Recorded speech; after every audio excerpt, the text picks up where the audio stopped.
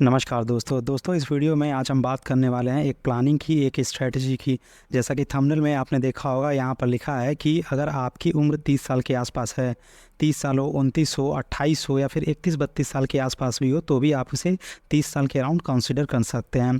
तो अगर आपकी उम्र इतनी के आसपास है और आपका टारगेट है कि आने वाले कुछ सालों में आपके पास 1 करोड़ रुपीज़ का फ़ंड हो, कम से कम 1 करोड़ रुपए के आसपास आपका फ़ंड हो। अगर इससे ज़्यादा की आपकी प्लानिंग है तो और अच्छी बात है, लेकिन यहाँ पे हम मिनिमम लेके चलेंगे कि अगर आपकी प्लानिंग है कि आने वाले समय में आपके पास 1 करोड़ रुपए का फ़ंड हो, तो क्या आपकी इन्वेस्टमेंट प्लानिंग होनी चाहिए। ठीक है, आपको कैसे अपने पोर्टफोलियो को मैनेज कर रहा है, इन सारी चीज़ों के बारे में इस वीडियो में हम डिटेल में बात करेंगे।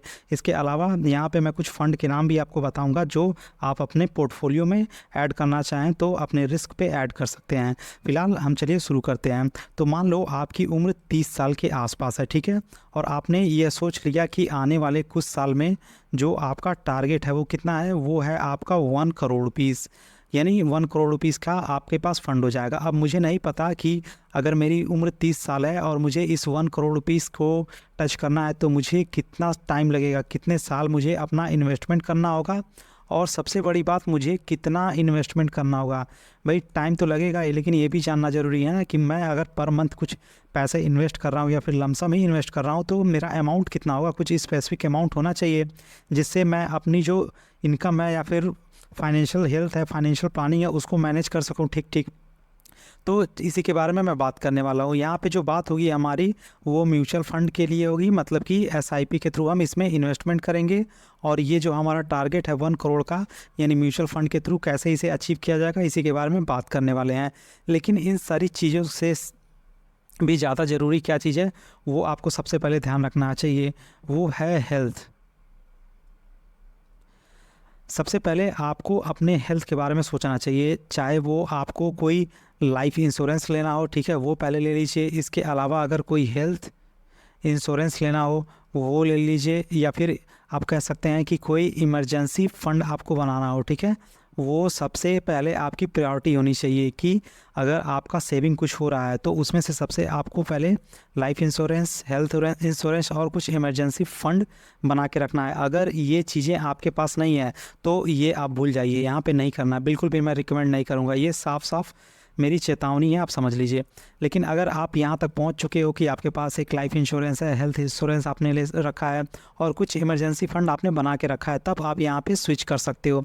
हालांकि बहुत सारे इन्वेस्टर होते हैं जो कहते हैं कि इसकी क्या ज़रूरत, हम डायरेक्ट यहाँ से शुरू कर सकते हैं, तो वो खुद के रिस्क पे यहाँ से चालू कर सकते हैं। लेकिन मेरी यह सलाह होगी कि सबसे पहले आप अपने हेल्थ को सुरक्षित रखिए। अगर आपका हेल्थ अच्छा रहेगा तो ये सारी चीज़ें आप ऑटोमेटिकली मैनेज कर लोगे। तो एक पल के लिए मैं मान लेता हूँ कि आपने कोई लाइफ इंश्योरेंस, हेल्थ इंश्योरेंस या फिर इमरजेंसी फ़ंड बना के रखा है। अब इसके आगे क्या करना है वो चीज़ें हम डिस्कस कर लेते हैं, ठीक है। तो म्यूचुअल फ़ंड में आप इन्वेस्टमेंट करना चालू करोगे, ठीक है, जाहिर सी बात है, यहाँ पे उसी के बारे में हम बात करने वाले हैं। तो सबसे पहले आपको क्या चीज़ ध्यान रखना है अपना पोर्टफोलियो बनाते समय, कि आपका जो पोर्टफोलियो है वो डाइवर्सिफिकेशन उसमें होना चाहिए, डाइवर्सिफाइड होना चाहिए। ये नहीं कि सारा पैसा आप लार्ज कैप में डाल दिए या फिर सारा पैसा उठा के किसी डेट फंड में या फिर पूरा पैसा स्मॉल कैप में झोंक दिए, तो ऐसा बिल्कुल भी नहीं करना है क्योंकि रिस्क भी इसमें होता है। तो आपको क्या करना है कि आपने अपने पोर्टफोलियो को डाइवर्सिफाइड करना है। अब डाइवर्सिफाइड कैसे करना है, तो यहाँ पे मैं आपको एक सिंपल सा तरीका बता देता हूँ। आपको कुछ नहीं करना है, आपका कुछ परसेंट यानी लार्ज कैप फंड में जाएगा। अब ये कितना हो सकता है, तो मेरे अनुसार अगर आपकी उम्र 30 साल के आसपास है तो आप का 40% जो भी सेविंग हो रहा है, जो आप इन्वेस्ट कर रहे हो, ठीक है, 40% आप लार्ज कैप फंड में डाल दो।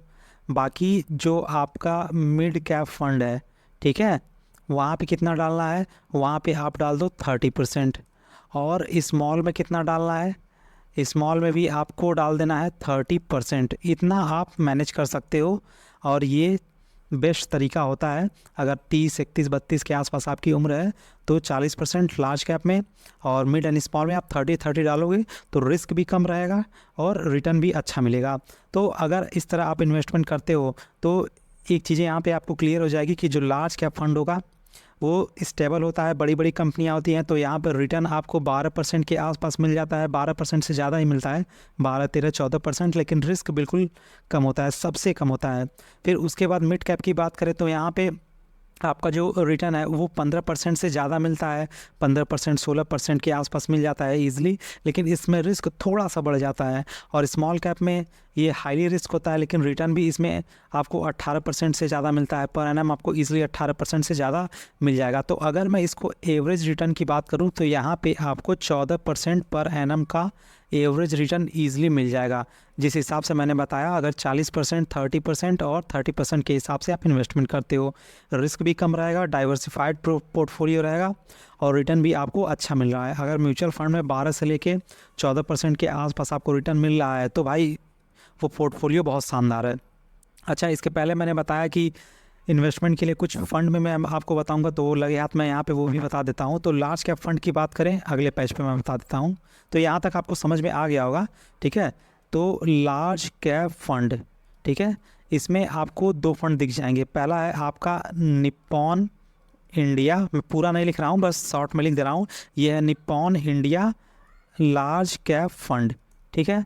दूसरा क्या है आपका, है HDFC टॉप 100 फंड, ठीक है। ये टॉप 3 में आप चेक करोगे लार्ज कैप फंड, तो ये टॉप 3 में ये दोनों आते हैं। टॉप 3, टॉप 5 में आपको हर जगह देखने को मिलेंगे।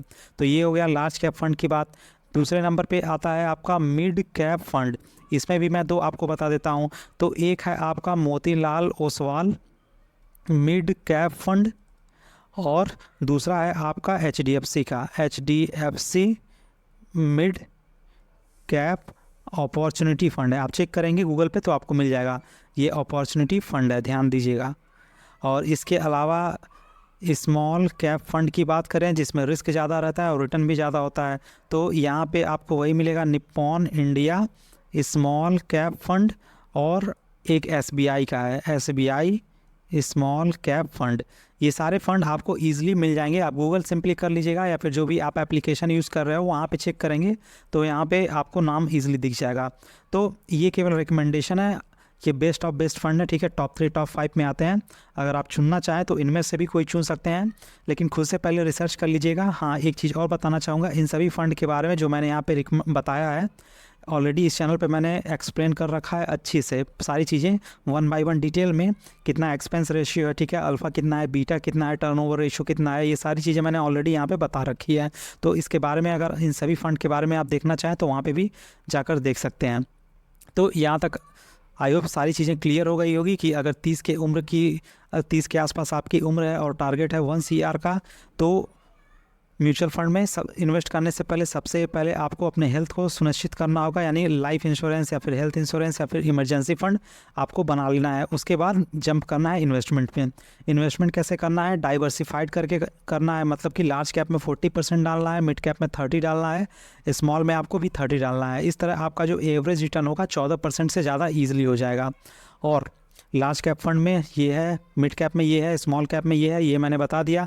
इसके अलावा अगर आपका कोई फेवरेट फंड है तो आप उसमें भी निवेश कर सकते हो, उसमें कोई दिक्कत नहीं है। तो अब सबसे बड़ा सवाल है कि समय कितना लगेगा, ठीक है, और मुझे मंथली कितना इन्वेस्टमेंट करना होगा, इस पर भी हम एक बार बात कर लेते हैं। तो रेट कितना मिल रहा है आपको, 14% पर एनम का रिटर्न हर साल मिल जा रहा है, ठीक है। यहाँ तक तो क्लियर हो गया। टाइम हमें जानना है, देखो 30 साल, ठीक है, आपकी उम्र है, ये एज हो गया आपका, ठीक है, कि 30 साल के आसपास उम्र है। अब यहाँ से मान लो अगले 20 साल, ठीक है, एक मैं ले रहा हूँ 15 साल, एक और क्या ले लूँ, एक 10 साल ले रहा हूँ, और एक और ले रहा हूँ 8 साल।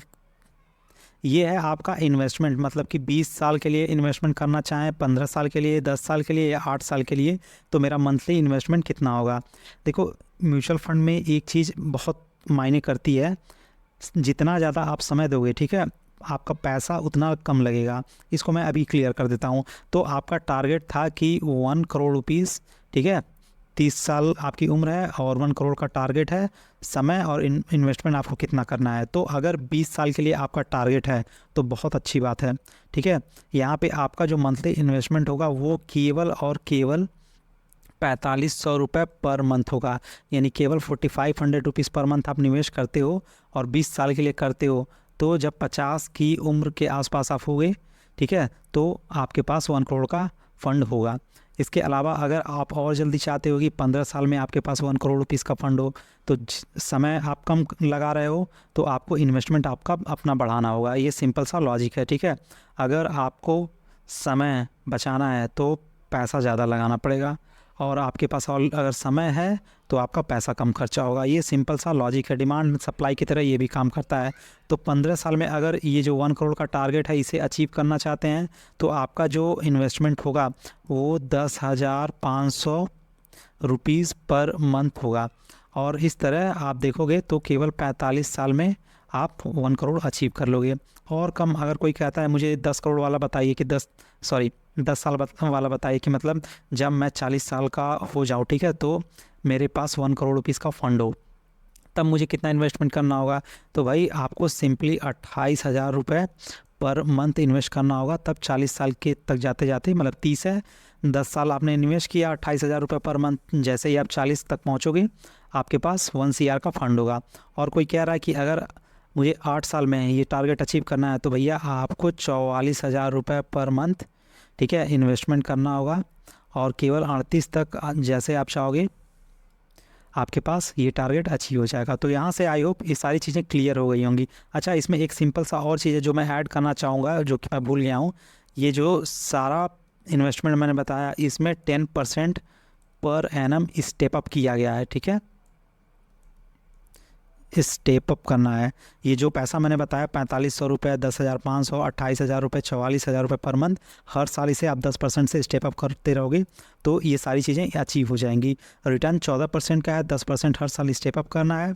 अब देख लीजिए आपको, ठीक है, कौन सा तरीका अच्छा लगता है। जो कि मैंने पहले ही बताया है, अगर आपके पास समय है तो आपका पैसा कम खर्चा होगा, लेकिन अगर समय नहीं है तो पैसा आपका ज़्यादा खर्चा होगा। 8 साल में चीज़ें अचीव करना चाहते हो तो लगाओ पैसा, 20 साल में अचीव करना चाहते हो तो पैसा आपका बच जाएगा। तो ये सारी चीज़ें अब आप पे निर्भर करती हैं कि कैसे आपको इन्वेस्टमेंट करना है। खैर, ये एक सैम्पल तरीका था, मैंने बता दिया कि किस तरह म्यूचुअल फंड में SIP काम करता है, कैसे आप अपने पोर्टफोलियो को डाइवर्सिफाई करते हुए इन्वेस्टमेंट कर सकते हो। यहाँ पे जो फंड थे उन फंड के मैंने नाम भी आपको बता दिए, ठीक है, लार्ज कैप फंड का, मिड कैप फंड का, स्मॉल कैप फंड का। अब आपको कैसे निवेश करना है वो आप अपने जो पर्सनल फाइनेंस एडवाइज़र होंगे आपके, उनसे डिस्कस कर लीजिए, ठीक है। खुद के रिस्क पे करना है। ऐसा नहीं कि मैंने ये फ़ंड का नाम बता दिया और आपने बस इन्वेस्ट कर दिया आंख बंद करके, ऐसा नहीं करना है। हालांकि ये फ़ंड काफ़ी अच्छे फ़ंड है, ठीक है, इनका ट्रैक रिकॉर्ड काफ़ी अच्छा रहा है, लेकिन फिर भी मैं एक बार कह रहा हूँ कि अगर आप निवेश करना चाहते हैं तो खुद से रिसर्च कीजिए, उसके बाद निवेश कीजिएगा। हाँ, ये स्ट्रैटेजी को आप चाहें तो फॉलो कर सकते हैं, स्ट्रैटेजी में कोई दिक्कत नहीं है, प्लानिंग में कोई दिक्कत नहीं है, क्योंकि मैं भी इस प्लानिंग को फॉलो करता हूँ। तो आई होप सारी चीज़ें यहाँ पे क्लियर हो गई होंगी। जाते जाते मैं फिर से कह रहा हूँ, जो कुछ भी इस चैनल पे इस वीडियो में मैंने बताया केवल और केवल एजुकेशनल एंड अवेयरनेस पर्पज़ के लिए है। रिसर्च कीजिए खुद से, ठीक है, उसके बाद खुद के रिस्क पे निवेश करना है, चाहे कोई कितना भी कह ले, ठीक है। हर एक प्लानिंग में, हर एक स्ट्रैटेजी में, हर एक इन्वेस्टमेंट स्कीम में, सिक्योरिटीज़ मार्केट में, म्यूचुअल फंड में, हर एक जगह कुछ ना कुछ रिस्क एसोसिएटेड होता है। तो इन्वेस्टमेंट करने से पहले रिसर्च कीजिए, तब निवेश कीजिए। तो ये वीडियो यहीं पे हो गया समाप्त। और चीज़ें अगर आपको पसंद आई हो, जो कुछ भी मैंने इसमें बताया प्लानिंग, स्ट्रेटजी, फंड के बारे में, तो इस वीडियो को लाइक करें, शेयर करें और सब्सक्राइब करें। Thank you so much.